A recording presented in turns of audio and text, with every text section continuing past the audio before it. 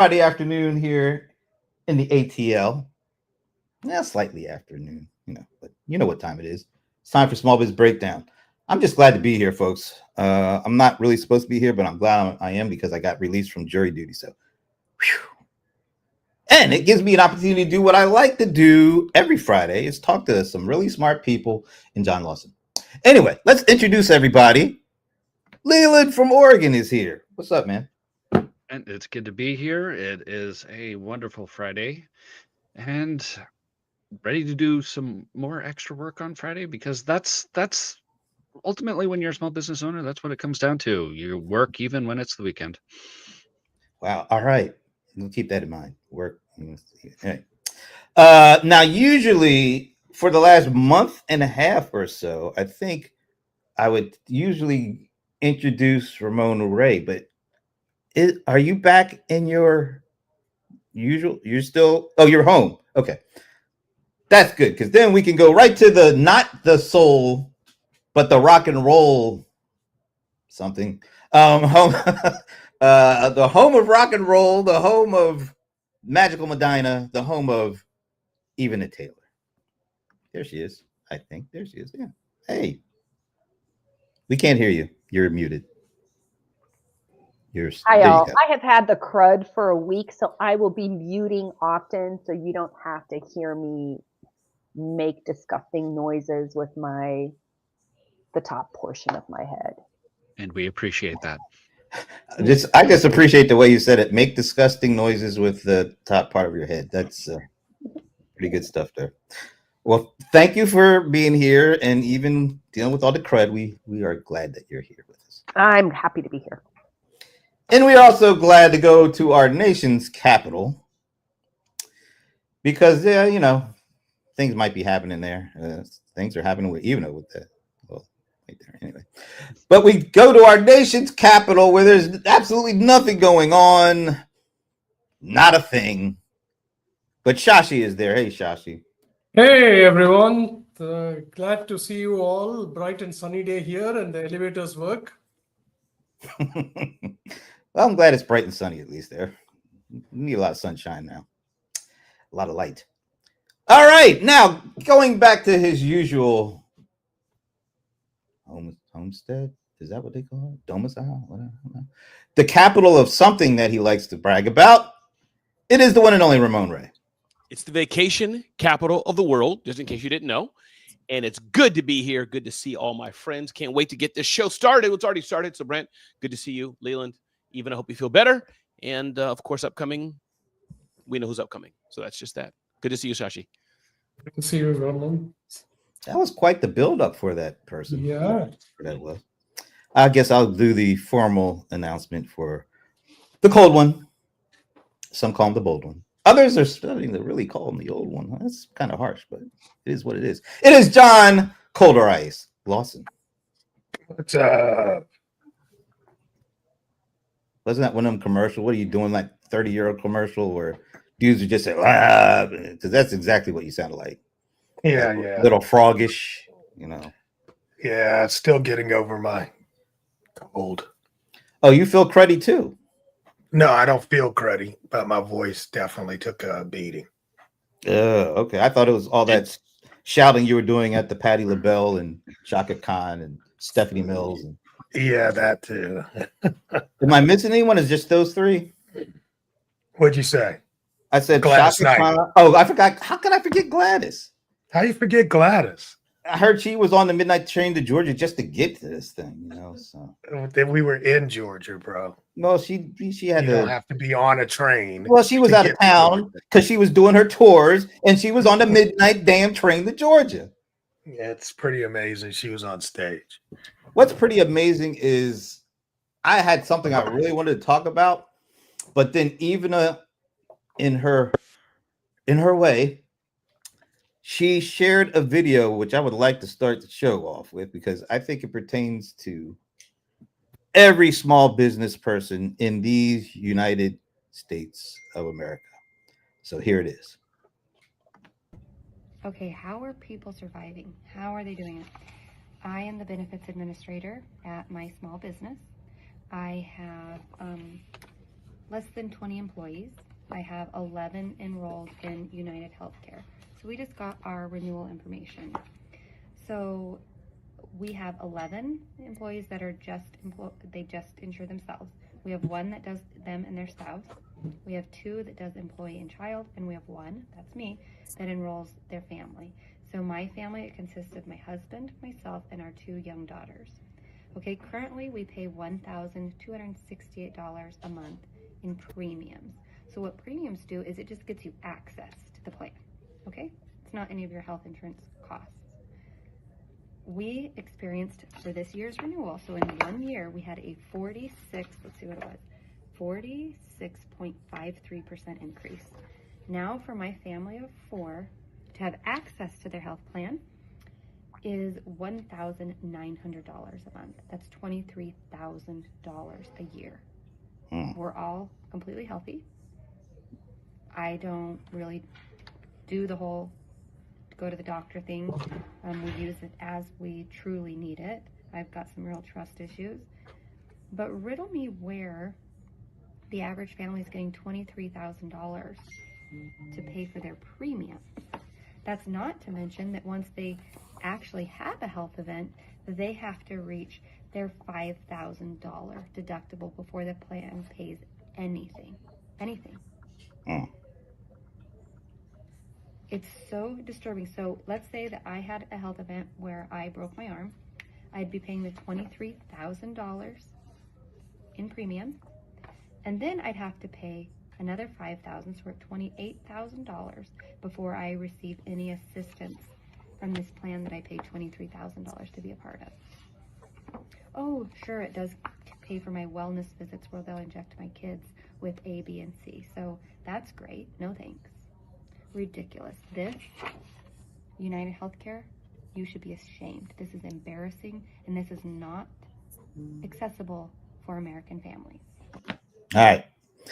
There's a lot in that one, but I thought she did the math, and the math is kind of interesting to me, at least. And I hope it's interesting to you. I actually hope it's interesting to a lot of small business folks, because this is coming our way, apparently.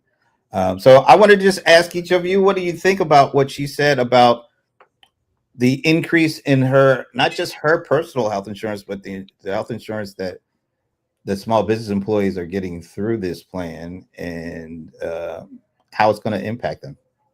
And Hey, you? Brent, I'm happy to go first, Brent, only because I have the least to say about it, only because it's just, I have least to say about it. So I think others have more passion on it. But I think for me, it's a cost of doing business. I don't think there's much we can do about rate increases. That's just my things like that. Like, you can't do much when the toll increases, the rate increases, what the government does. There's all kind of, NFIB and other policy people who fight for us in DC. But that's just my take. Things like that. Unfortunately, you're talking to the guy who pays his taxes late, gets fined, get fees. So that's just me. That's why I want others to talk about it, because they probably have more substance. But me, I'm the kind of person, hey, if you take the towels out of the hotel, we're going to charge you. Okay, charge me. And I keep moving. It's just me. But others, please, it's an important issue. Many will impact them. So I'd love to hear what others have to say. When I go vote. Yeah, it's we don't always get content from very, very specific business owners. And when this ran across my For You page, and it was like, I felt like, wow, this is kind of when we read surveys from small business owners. You know what I mean? When we're talking about small business owners, when we're writing about small business owners, I feel like this is kind of the avatar we're thinking about, right? Here is this person. They've got less than 20 employees. They're paying for healthcare and all this stuff. And this is whatever this person is dealing with. Now, her stuff is more expensive. Later in the video, she goes on to say that she pays half of that cost for her employees. So she's paying for her own family, plus she's paying for her employees. She didn't say what business she was in. We don't know. I don't know what other things are impacting her business. But towards the end of the video that you guys didn't see, you can see, and this is why I love small business owners so much, you can see yes, she's upset about herself, but her mind is with her employees. She's like, this is untenable for me but I have to now take this to my employees and say, oh, by the way, if you were paying $400 and some before, now you're going to pay another $200 extra every single month. And if we kind of extrapolate that to what that's going to mean, she has to hold on to employees. These employees need raises. You know, this is like a ripple effect. And we often talk about big economic issues on this panel. And I thought, wow, this is like, it's actually rippling out. She's just talking about healthcare, but I have another topic I want to talk about later, where now is the time to start evaluating your costs for what's going to be happening. It's planning time for 2026. And this is just one of those examples of how that's impacting her. And Ramon, as much as I love you, and all of you guys, as much as I love you, I too feel, yeah, you got to pay your stuff, right? But like, she's going to have to do something inside her business because costs are going up, right? So she can do one of a couple things. We can cut costs or we can increase revenue. And I'm thinking to myself, now this woman is thinking, what am I going to do to increase revenue to cover some of these costs? Tag someone. Oh, tag someone. Okay, Shashi, go ahead. Yeah, I think the metrics that we see, like all the economists talking about and everything else, probably is very different from what people on the ground are feeling. Costs are going up. They're going up quite a bit. I was just calculating. I mean, other than Ramon, if you wanted to go for a haircut, you have to have a haircut, right? You can't stop that. And that has gone up, I think, almost 80, 90%. But that's also because of what you said, Ivana. Their costs also have gone up, like their cost of goods that they're using, insurance and everything has gone up. Now, inflation is when everything goes up, right? The salaries of people haven't gone up. So now the small business owner has to evaluate, like, okay, at what price point do people like Shashi stop having a haircut every 2 months and start having a haircut every 4 months? And probably don't mind, my hair doesn't grow anyway. So that's where, you know, like the economic, it's a tough call to make. Right? Where will I lose my customers at which point? Yesterday, I went to like a collision center. Owner is happy. Lots of people coming and spending. Went to my neighborhood restaurant. Nobody's there. Right? So, and they raised their prices a couple of months back. So, yeah, what can you do? It's the market will calculate and will say what price you want to pay for something, if that makes sense. Don't know if this was useful or not, but it's hard for small businesses to make a call on expenses. John. Oh, sorry. Go. John already went, right? So it's Leland. Okay. No, John hasn't gone yet, but Leland wants to go, so why don't you go ahead? So I've been buying my own health insurance for the last 20 years or so. And so I've kind of seen the market, and there's a few things about that video that were a little off. One, she was kind of shaming United Healthcare.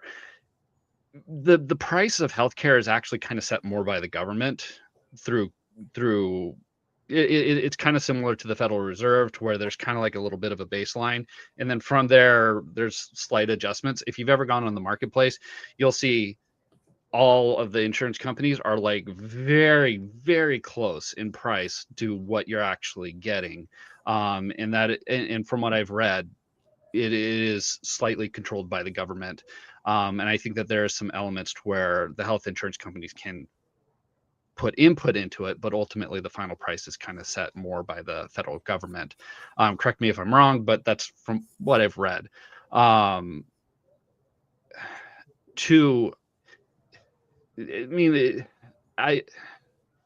We got the system. She was talking about having, we're healthy families. Why should we be charged this much if we're healthy families? Well, we got to go back to the Affordable Health Care Act, where you're no longer charged based off of your health history.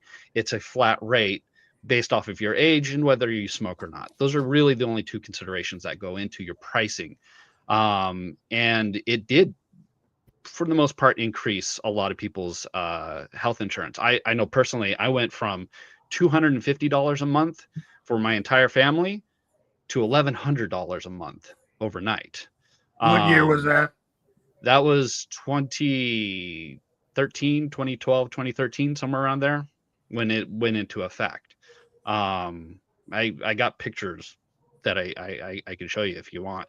But they did something where children used to be just a $10 addition. So to my kids, $20 a month.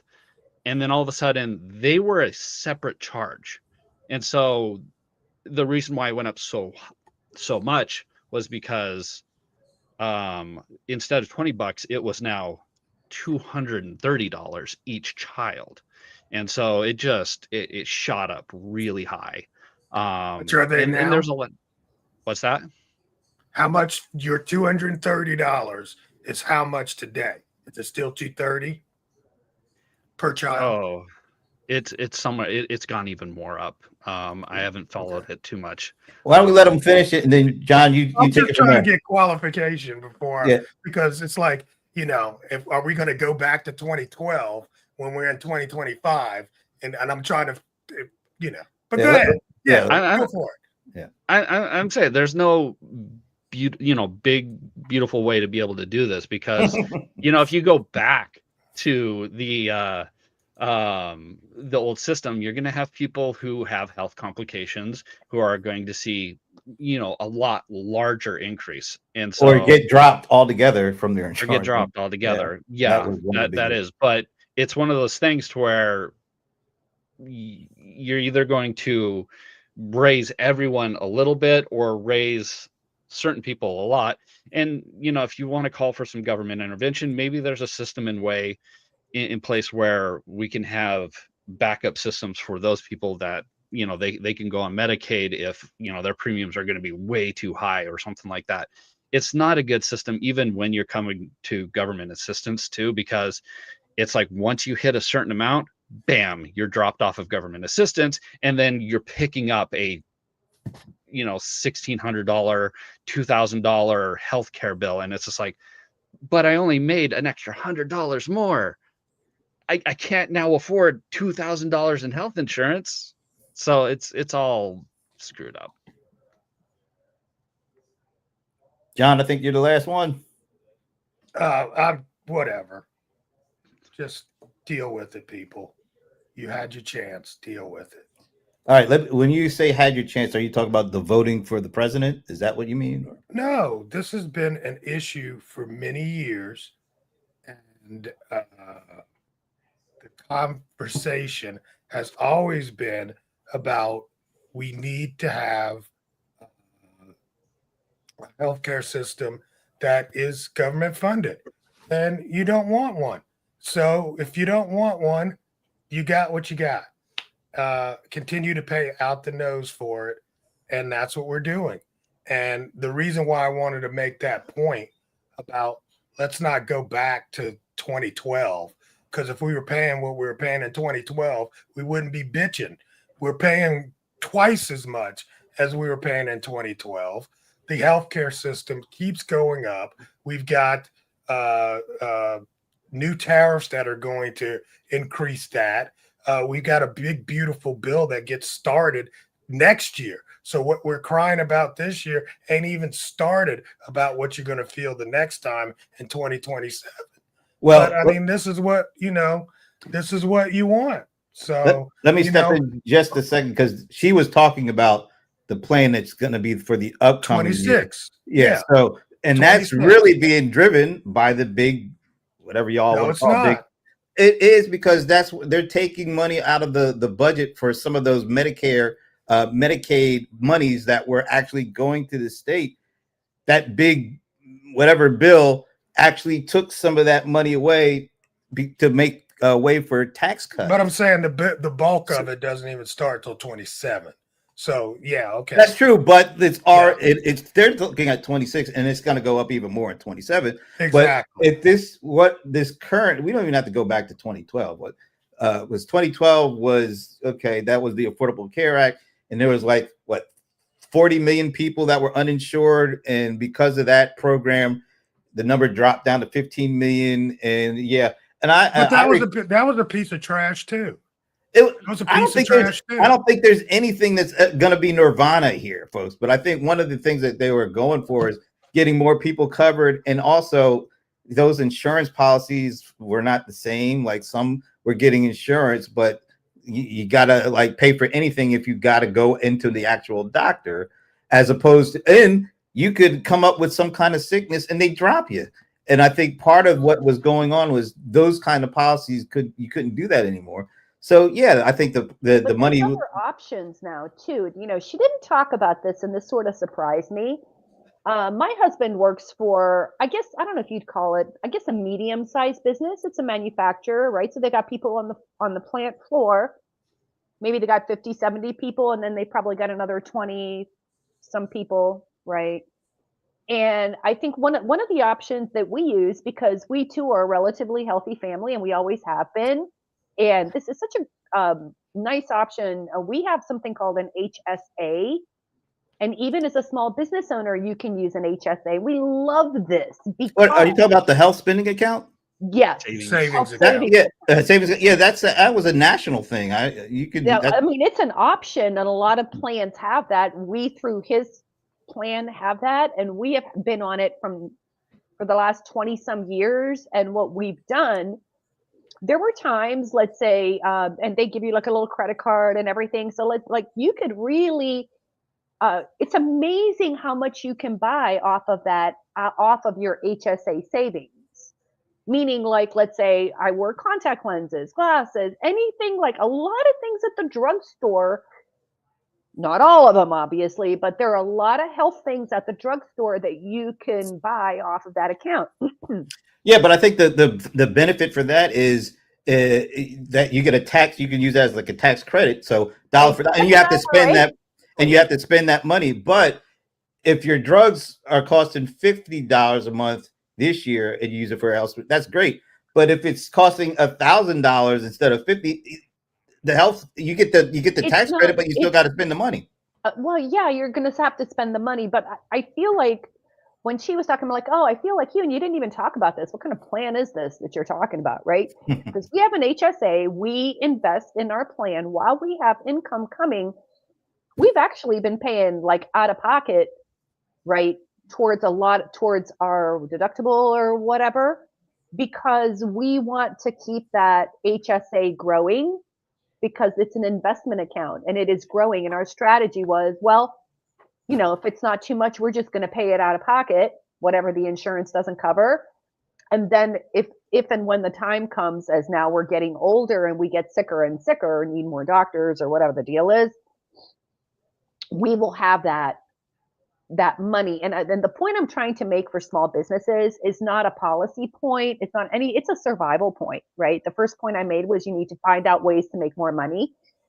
The second point I want to make is, after COVID, one of the top 3 things that small business owners were talking to me about is that I would like to get more strategic around my finances. And this is like one of those opportunities to really think of yourself as a small business owner and look at all the different ways that you can save money, that you could be strategic about your money instead of just paying it. Look for solutions. There are also, if you're a solopreneur, there are also something called premium. How is that? There's a name for it. Like, hold on a minute, but how do we just overlook the fact that healthcare goes up on average 18%? And you're like, hey, that's what I'm saying. It's about the cost of healthcare. It's not about where you're spending money. Some people don't even have money to put into those savings. Well, that's the thing. Trying to put out is that what's going on. What I think you're gonna, and this is, I think this lady who made this video is just a precursor to what's going to happen, because we're kind of used to, unfortunately, these health insurance premiums going up like 10, 15, 20% a year. that's going to go from 10 to 20 to 40 to 50%. That was kind of the takeaway, and that's part of what was going on with this upcoming potential government shutdown, which is there's one side is trying to extract take away some of these things that were in the big beautiful bill, so to speak, because they were taking money away from these programs that allowed like rural people and people that have lower incomes to get credits so that they can actually try to afford to have some health and also try to keep some of these country hospitals alive. And so that's all part of what's going on in that conversation. That's also a part of what's going to be happening at the end of the month, because we are probably going to have a government shutdown, which means everybody's going to lose some of these services. But just sticking to the lady in the video, and they're talking about the 40 to 50% increase in premiums, that portion is mainly being driven by this, what the big beautiful bill has put into play, and what now people are saying, well, are we going to have to shut the government down to try to roll back some of these things, or are we just going to have to eat it? And when I say we, I mean like everybody is going to have this kind of conversation, because they're going to see their insurance premiums go up, not 15%, but 50, 60. Some people are saying that they might have to have like double the price for their insurance. That's the question, and that's the problem that I think all small businesses are going to have to deal with. But are we still are small businesses looking out for this stuff? Because every survey keeps talking about how positive they think things are. That's the biggest thing I don't understand. How are they getting hit with these and the tariffs? Now we got more tariffs too, in addition to that, in addition to the government shutdown, and yet I still keep hearing about this confidence thing. Maybe you guys can explain it to me, because I don't understand it. Here's my take on it. I think that this is just the issue of segmentation. There are people who we all know, I know in my family, who've been on government welfare, maybe some of them still are, struggling really, really bad. Really, really bad. Every day they struggled. They struggled for years, and they may always. We have that segment, which you're not talking about HSAs and all this fancy stuff we're doing. You have those who are upper middle class, whatever you want to call it. Could be some of us here. We're blessed people, who are doing okay. We're doing the things. We got some money in the bank, etc. That's one segment, which we're not really thinking of these things. We make some good money, whatever. Then you have the so-called middle class, in my opinion, just how I understand it. Now you're dealing with things. I guess what I'm trying to say, Brent, to your point is that surveys are surveys, and what type of small business. You had Patrick Bet David. He just had an event, competing with Grant Cardone's 10X and all these people. Those are roomfuls of people, many of them making some money. First of all, I have no idea who some of these folks are you talking about. Point is, Patrick Bet David is a big influence. My point being is what I'm trying to say is that it depends on what small business you're talking to. Some may be just fine, highly profitable, doing okay, paying well. Some are. So that's what like John said first. That's why I agree with his comment where he went, just deal with it. It's an issue, but like what to do? We just have to grow profitable businesses. That's all we can do.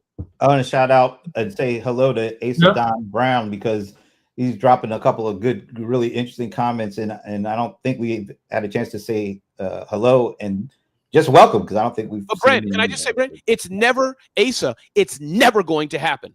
It's never going to happen. Why? Because we want our Coca-Cola, we want our Pepsi, we want our Fruity Pebbles, we want our high fructose syrup, all of this here. We want our licorice sticks. So meaning it's never going to happen. We're never going to be the optimal healthy people we should be. We all want to put the stuff in our hair, put the deodorants on, all the stuff that some people are saying we shouldn't do. So at the end of the day, it's a vicious circle. The politicians are going to do what they do. Insurance companies do what they do. Our food system is jacked up. Nobody's going to go to the gym and do an hour walk a day. It's not going to happen. We're all just going to die and be screwed up. Simple.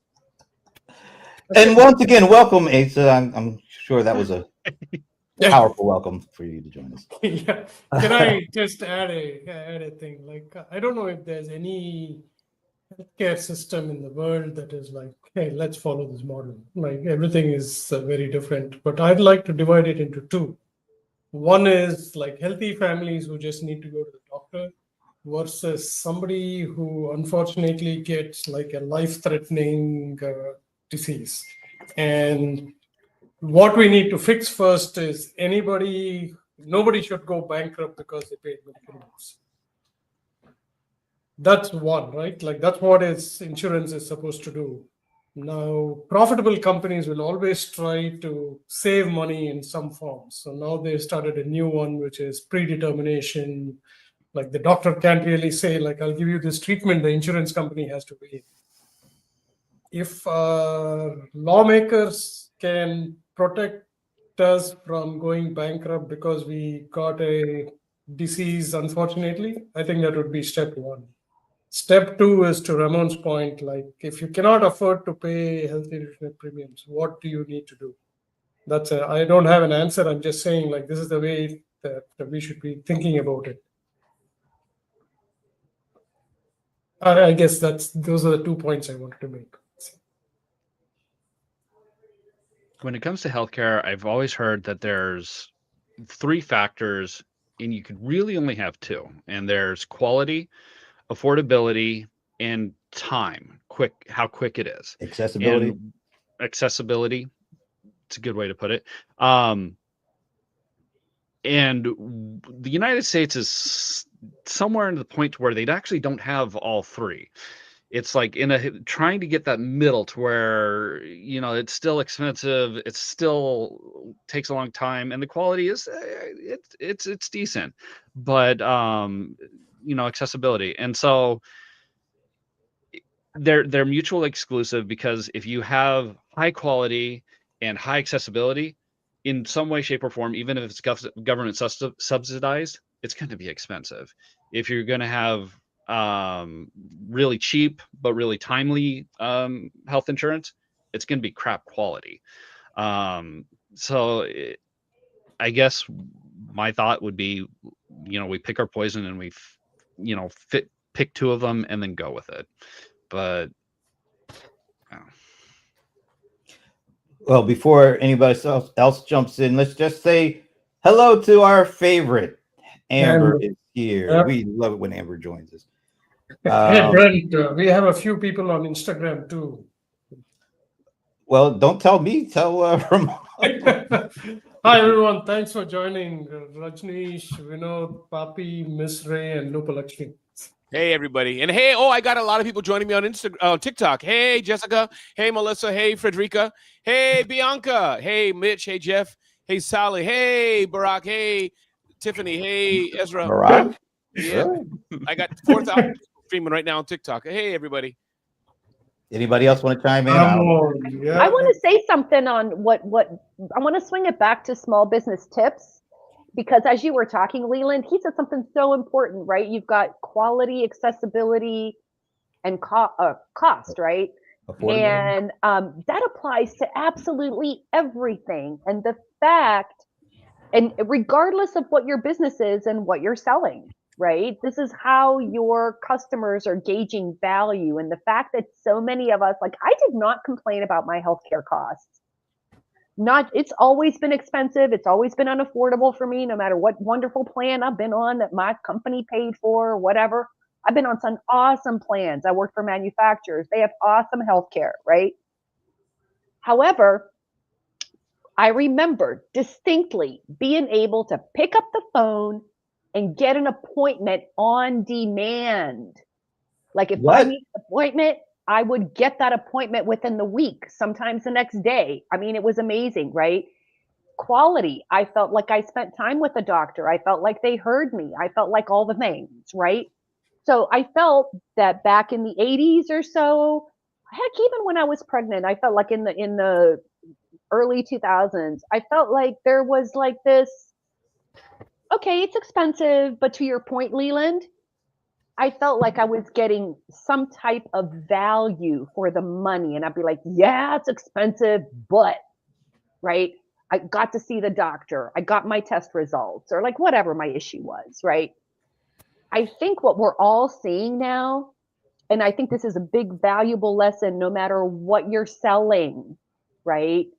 Is now we're seeing we're paying more, but now I can't get an appointment for 3-4 months. We're paying more for less, right? Less value. Now, when I show up at the ER, I'm not talking to a doctor. Nobody's listening to me. No, like you see how those things are chipping away. And my friends, we've all experienced it everywhere.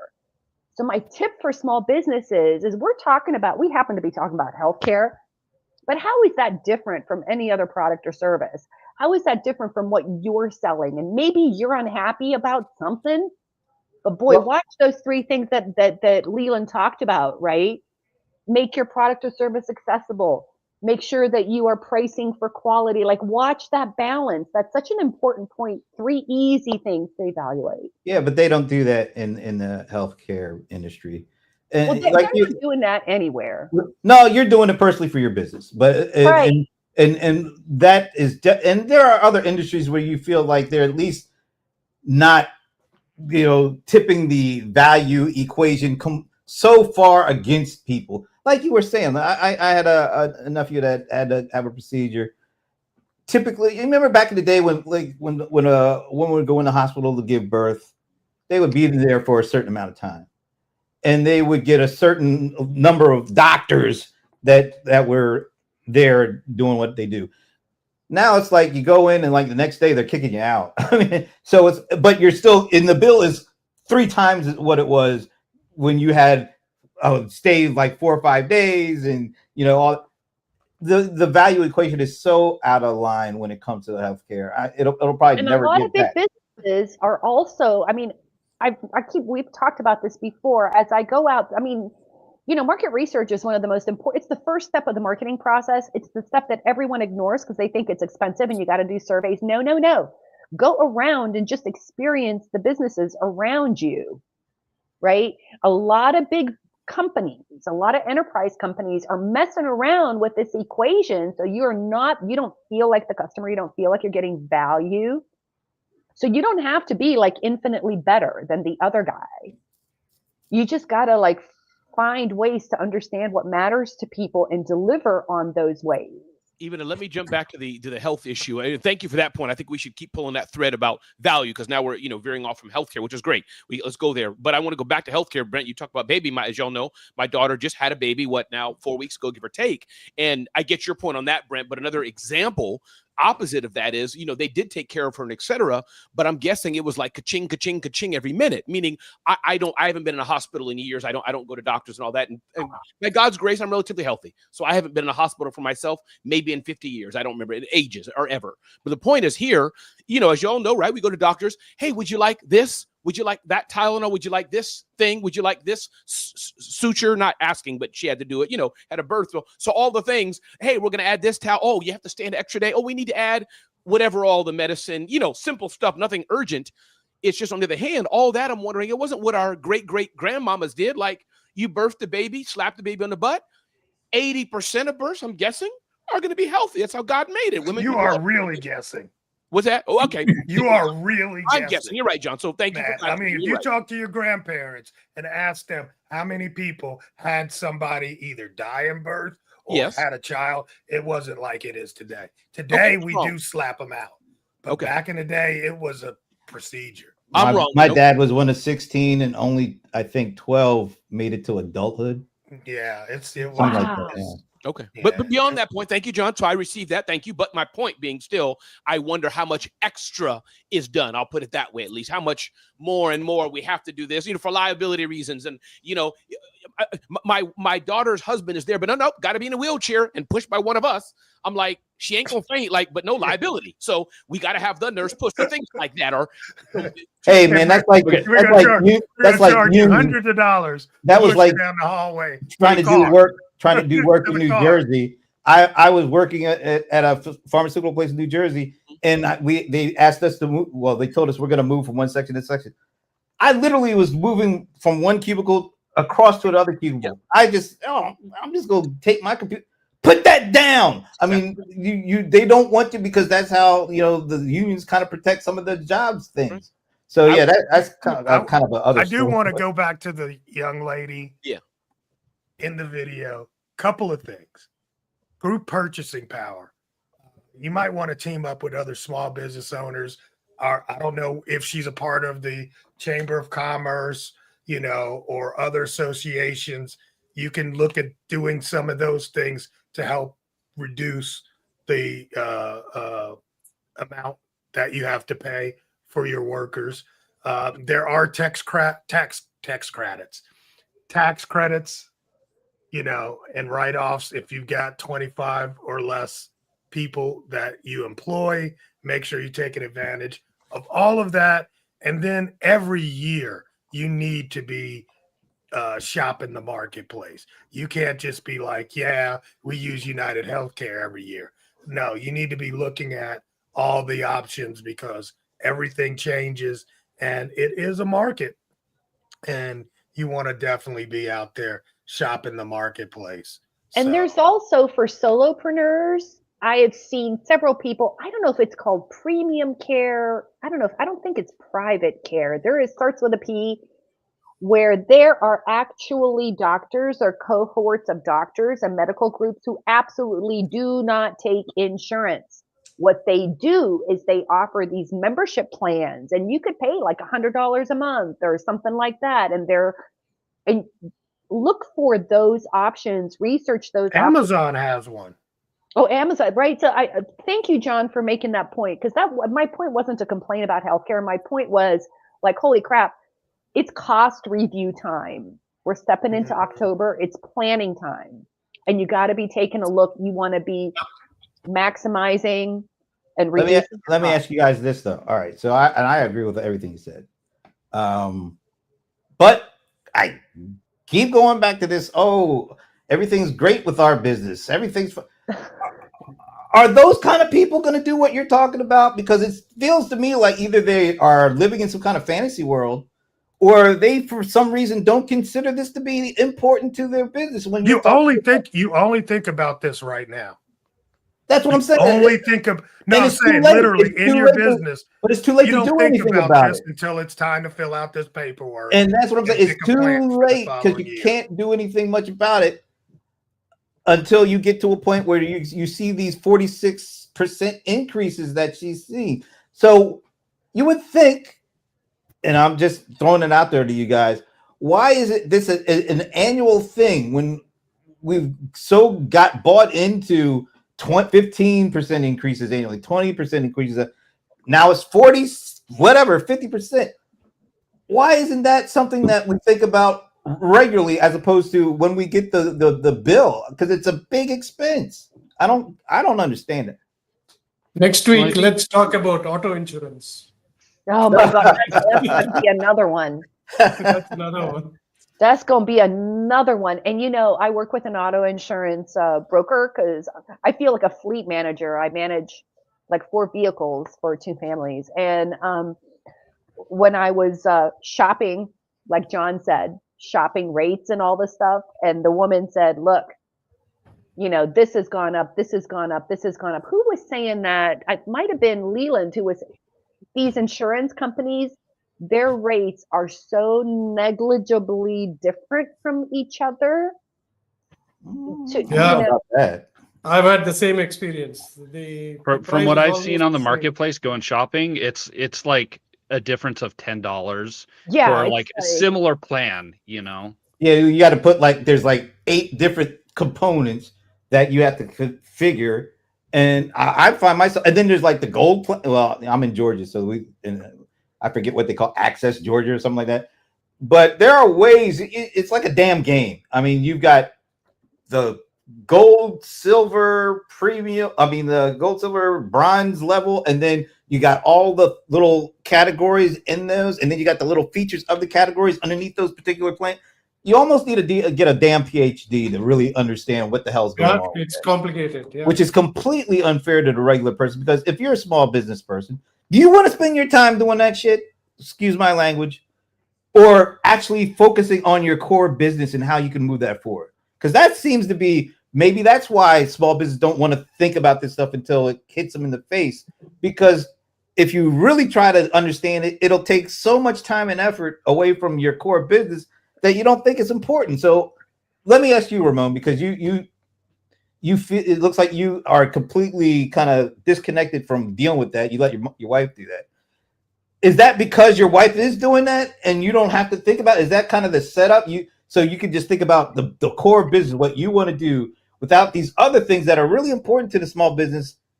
You don't have to think about that because your wife is kind of focused on that stuff. Yeah, it's 2 things, Brandon. Thanks for asking. I think it's one of the segments of people who are out of the health care and all those things. In fairness, we're a 2-person family, right? Segmenting our kids out of the house right now. So as far as the health care thing, which I know is big, that I've been out of historically for much of my life, just to a variety of reasons. So the health care.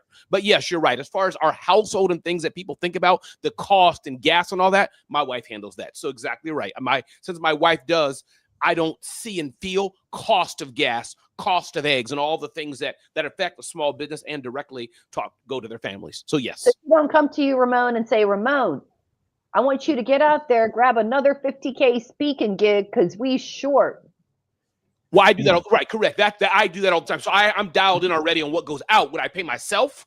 But to your point, and thanks for asking, because it's good. So she never has to say that, because I know what I need to pay myself. You're always grinding. I've never seen you not grinding. Correct. But yet, in fairness, I'm not bougie and all that. Like, I don't know costs. I go to stores, but my brain is just, I don't focus on that. Oh, gas was more expensive.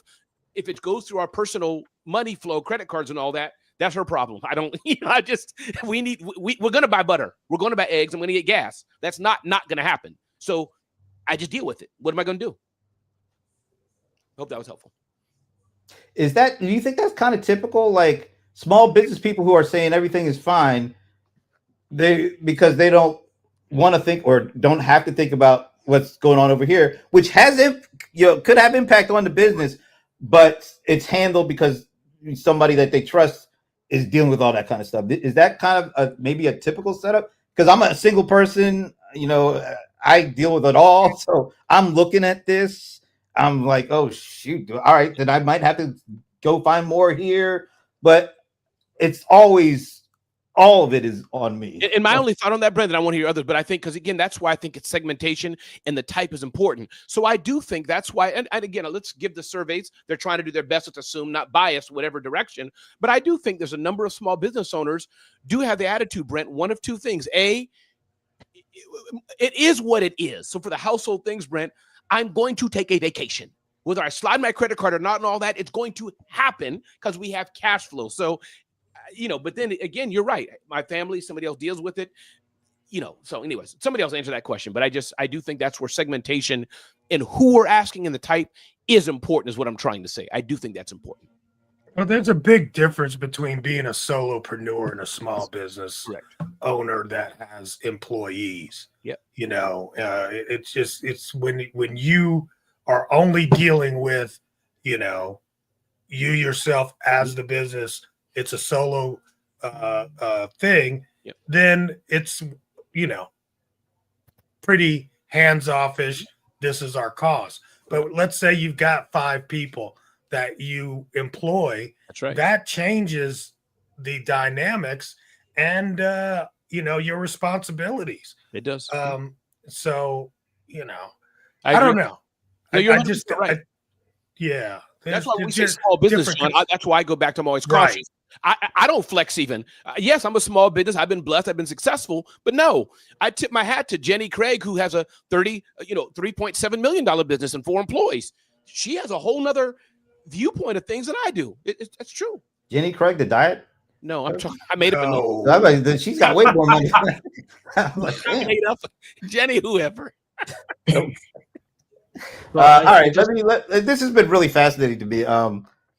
I want to go like a quick round robin, because I mentioned earlier that the budget is about the window is about to close. They got till I think the end of the month before the government shuts down. A, do you think it's going to shut down? And B, do you think it'll have any significant impact, not just on you, but also to small businesses in general? Whoever wants to take it first. Okay, so I'll say, go, John. You know what? Honestly, this is just like wah, wah, wah. I agree. To me, because it's like every time we hear this government's going to shut down, and it's like, I hate to be so like, who cares? But I just don't feel the pain. You know who benefits, John? Look, who benefits is MSNBC, CNN, and Fox. They put all the charts, the countdown clock. The Senate minority leaders meeting in the White House. Look, we have the shot. He's going into it at 11:59. Yes. The clock is counting down. They go overboard with that. But I will say this: here's an impact for us. If you're traveling, if you got to stand in the TSA line and there's no TSA people there and you're stuck there for 5 hours, or air traffic control folks are. When has that ever work. happened? That's happened to me. Are you kidding me? I know as much as I fly, I'm surprised that hasn't happened to you before. It's You never get happened. stuck there because they call those folks what they call required, or essential. Yeah, I thought they get. but they carved did. out. They still find ways to flex because they ain't getting paid and they're still having to work. And guess what? They ain't happy about that. Do you want to They piss ain't never off happy TSA? anyway. Do you want to piss off TSA worker trying to handle I you? thought they Hell stayed no. pissed off. It also What are you depends on kidding? the airport, Brent. Yeah, 'cause they get a little bit more pissed off when they ain't getting paid. Okay. It Yeah, depends on the airport. I got a list of a few, Brent, that I'll give you kind of a code that you can use, and they just let you do it. About it. Oh, he's got the codes. I can't tell Shashi though, because he lives in that certain place we can't mention because the people, the 3-letter acronym are here, but everybody else, Shashi can't be part of this. Like, Shashi, what do you think? I'm calling out. What do you think? Will you feel an impact? Will there be an impact? What? Yeah, well, how does Washington change? I think it's a drama. I'll tell you why. Like everybody knows they'll get paid after like whatever happens. It's not like indefinitely, right? And so the check doesn't come like on whatever Tuesday that it's supposed Yeah, but to the come. bill still comes. The mortgage payment still comes due, right? Right. So that's the biggest discomfort. And I think it's going to affect people who like don't have any savings to tide over such things, right? But it's sad that our legislator has to resort to this to try to agree on something. Yeah. And the TSA people will be there and they're going to check Ramondre a little bit more because the code went wrong. Well, they're going to check you, Shashi, because for the last several weeks you've been saying how much people say you get reminded of Ramon a lot. So we were in a Zoho event and you were saying as you might have to face that too. Even what do you say about all this? Oh, I love the idea. Yes, it's just gonna be a story and they're gonna drama it out. Do I think it's gonna close?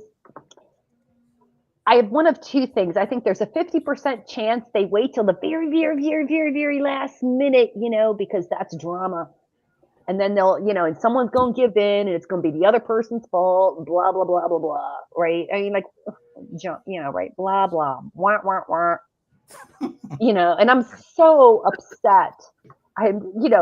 This is why we say the government is not a business, because no business owner in their right mind would operate like this, right? We like consistency.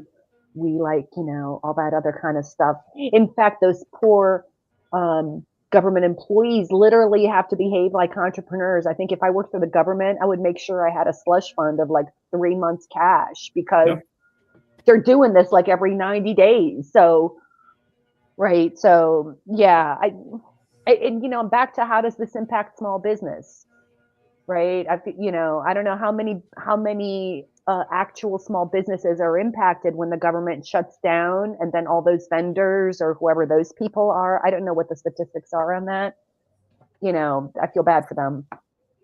Leland. It's the ultimate game of chicken, and it doesn't matter who's in charge, whether the Democrats have the presidency and the Republicans, whatever. They both do it. They both equally do it. And it's their nuke option to try to get whatever they want through.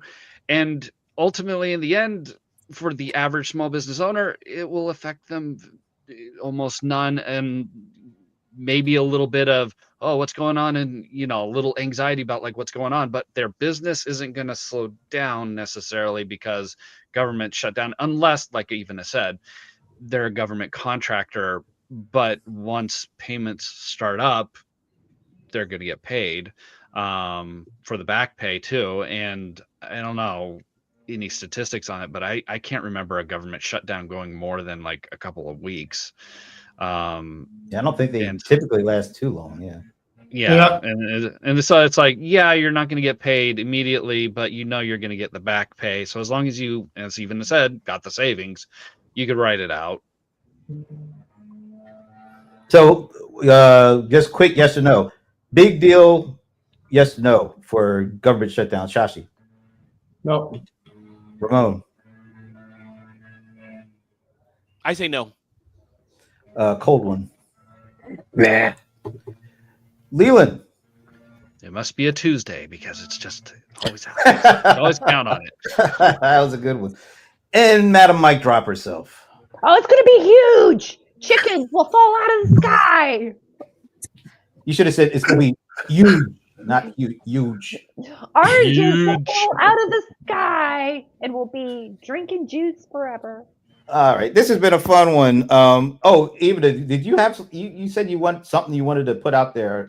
Oh yeah. The last thing. Oh, well, we've been talking about costs and everything, and I'm not getting all the data, but one thing you can absolutely expect is your software prices to go up.